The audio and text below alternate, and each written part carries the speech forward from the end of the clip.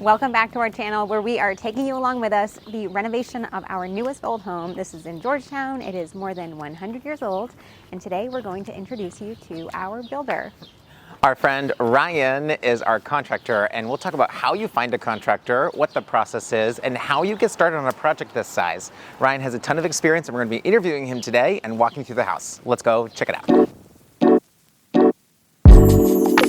All right, everybody, meet the one and only Ryan Chang, who will be our contractor. Ryan, who are you? Building extraordinaire, Ryan Chang. That's right. So I met Ryan because I started to list property for Ryan way back when you were developing condos. Correct. And then this is kind of where real estate leads to one thing to the next. Next thing you know, we're getting involved in business. Now we do development projects together. We've had date nights, and next thing you know, here we are, and you're developing our brand new house. We're thankful to have you here. Allie and I have put our heart and soul into this plan, and we just sent you all of our plans, and what did you just tell us?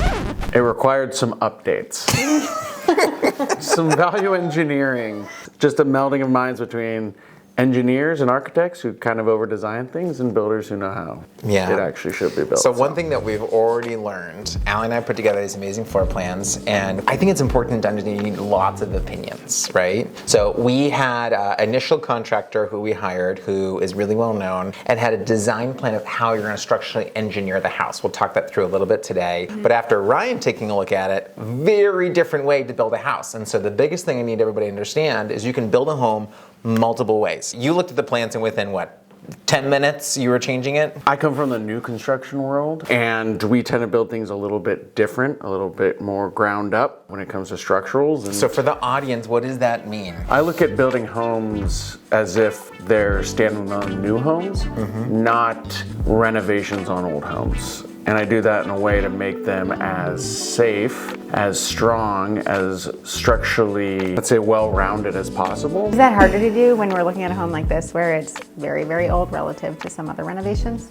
If you really strip it down to the bones, it actually makes it a lot easier. There's a point of criticality where if you go further, you might as well go all the way, and you guys are at that point, right? And for reference, everybody, this is not an interior renovation. This is not an interior renovation. We're gutting the basement, making the basement deeper. We're adding a fourth level to the house, and everything that you see here is gone. So Rye has the ability to really go through and say, how do we restructure to build this house the best way possible? So this is a high scope renovation. If you were just gonna do a quick flip, would you do the same thing, or would that feel different? Not at all. Totally different. You, in fact, would stay away from all structurals, but this is totally different. You're adding square footage, you're adding floors, which means the house has to carry more load. And even if you could make it work on the old bones, I mean, this thing was built 100 years ago, literally. So it's nice when you're adding more floors and you and your family and your friends are hanging out on the top floor to know that it's built on a super solid, tight foundation and structural plan. Well, the other scary thing was budget.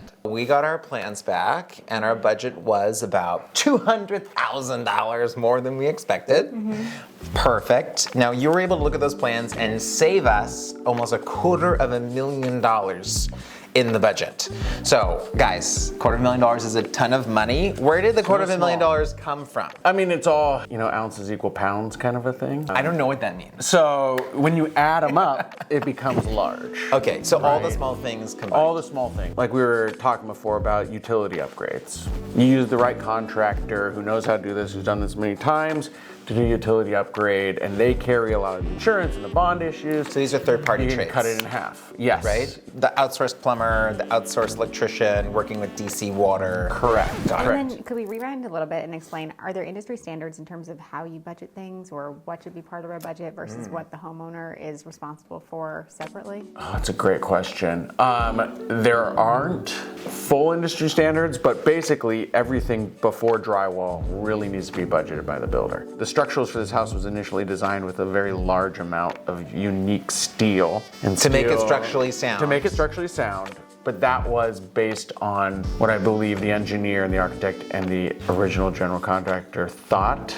you guys wanted to keep and what you wanted to go with in this house. So learning moment for us. two things here. How the general contractor wants to build the house affects the way that the engineer and the architect will design the house. And they're gonna execute what the contractor wants. So as the consumer, the person that's like us, we need to ask the contractor, why are we designing the home this way? Ryan called me, he's like, I just moved your window 3 inches and saved you $15,000. Correct. It's like shear loading. Basically, like wind load hits the side of your building, you have to like brace the building for that. And you usually brace it with a bunch of stud work on the side that can handle the shear load, but because the window's too close, they put a giant steel beams, all the steel behind it. For one window, that's about like 3 inches over. So you moved the window over 3 inches and structural engineering was reduced, no steel beams were needed, and we could leave basically the original facade of the house and just reside it. Now that we've decided we're working together and we have some plans and we're waiting for some permits to come in, what are some things that we should be taking care of so that we're not slowing you down when it is time for demolition and moving forward? The killer on many projects is the finer points. So I know how long it takes us to get drywall and lumber and all the base materials, let's call it, but the specific flooring you want. Right, the specific trim or crown molding you want, the specific backsplash or fixtures and finishes, cabinetry, special cabinetry, that's the key. So that's good to know. And then are there other things that you find generally have a long lead time that we should be keeping an eye out for? The nicer or the better, more specific it is, the more lead time it usually has. And I say better, I mean, it's something you're not just gonna get off the shelf at like a large big box store. So if you guys have, cabinetry is a big one. Certain types of door handles and doorknobs, right, that you want that are specific. We definitely found that last time. Yeah, 100%. Definitely. Yeah. If you just order it up front, it might take 2 months to get here, but we'll still be in framing and we can store it and log it. Do you remember, Ali, when we ordered all the handles, but there was one handle missing? Yes. And it took like 6 months to get the one last handle in? Yep, you never want to be behind. And it's especially tough, I find, matching golds because you have to see them in person and when we want to do gold again this year. Yeah. Yes. For this house. So we'll have a whole video on our selection process that's coming up really quick. We're how many months out? So I'd say you're probably 3 months from permit, but